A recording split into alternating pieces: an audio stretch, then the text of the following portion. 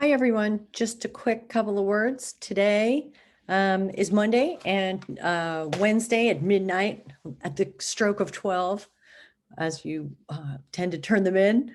Two assignments are due. One's just a homework and you need to read Brainology because it's something that is fairly successful for a lot of students to write about, and that's about, and you may have heard of this before. It's a group of ideas that have been around for a while about kind of the psychology of what makes someone confident in their learning.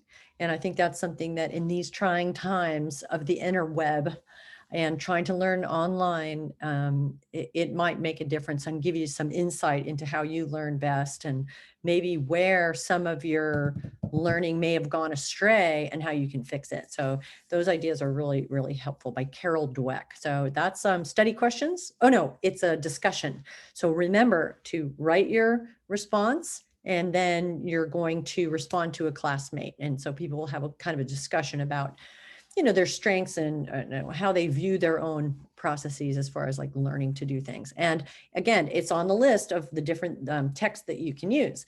So here we have our, this is what it looks like for me. Up at the top, if someone turns in something late, I can see that they have done that. But here we go, the rough draft is due, but first we'll just look at the discussion. So Brainology, and now look at what I've done here. I says, whoops, English teacher.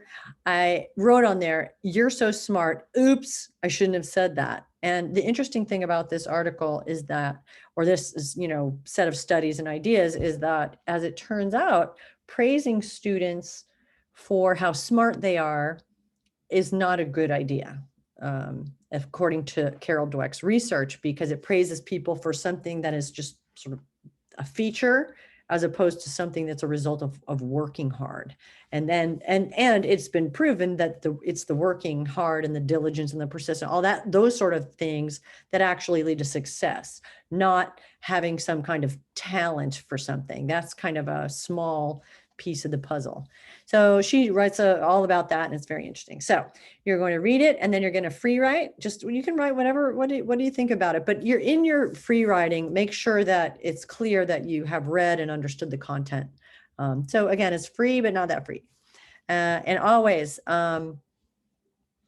you've got to respond to a classmate. 5 points for what you have to say about Brainology, and then 5 points for responding to somebody else in the class. So that's what that is. That's a discussion. So probably I would suggest do that first and then get started on your rough draft. And here's your rough draft, and it's a 2-paragraph minimum.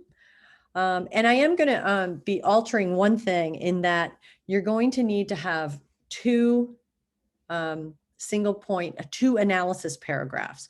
I noticed in the first paper, some people were just doing 1 analysis paragraph, and that doesn't really develop an idea fully enough to just take one small idea and then develop that one. You really need to have more than one. So I'm going to be changing a little bit on there. So make sure that you read the directions.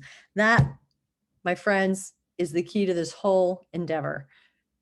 It is very clear to me when you're not reading the instructions, when you're just importing some things you may have learned somewhere else, but they don't really apply to the instructions as we see them on this page. Read the words that are on the page and really think about what they're instructing you to do. And we have Monday and Tuesday to ask questions about it. There you go. So this one, again, it's a 2-source essay. Here's an example. That's a link right there. And you can submit at least 2 paragraphs. Okay. So I don't mind if you submit your intro. I mean, because I know the intros are a little easier to write. But the best strategy for you is to submit the ones that you think you need feedback on. How's this analysis paragraph? Those are usually the hardest. Or if you're having trouble with MLA, how do you do the summary? How do you weave between, the author, the last name, and small quotes, and reiterating the main points and making it clear that it's from the source and not something that you yourself are generating, that it's from the author or the speaker. So again, easy peasy. It's the same exact organization as the other essay. Intro, summary. One of these texts is going to be your main one. And do not choose the one you did before. That can't come into play. You're just going with one.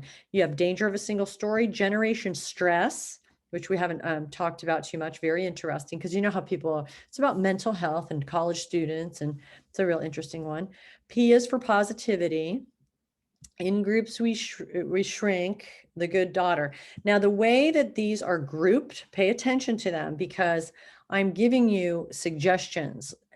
If you look at this 1, 2, 3, 4, these 5, you could link a lot of these together.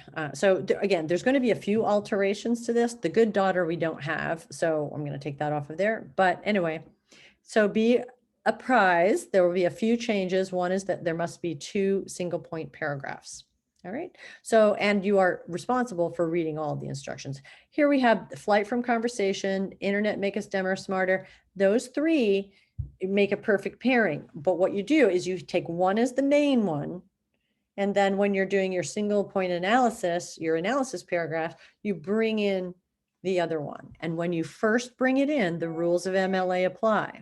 And if you read that MLA basics, it says when text is first introduced, you have to say the name, the credentials, the title of the article or talk in parentheses and in quotations, and no one should be putting the author's name in parentheses at the end of sentences. It's in the instructions, it's in the do nots.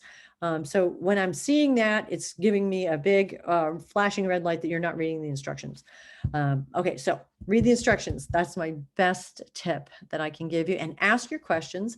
It's getting a little bit late today. It's 3:30, but you can go for it tomorrow. And again, check the assignment. There's going to be a few changes to it, which I'm going to make as soon as I hang up the phone with you here now. So that is that.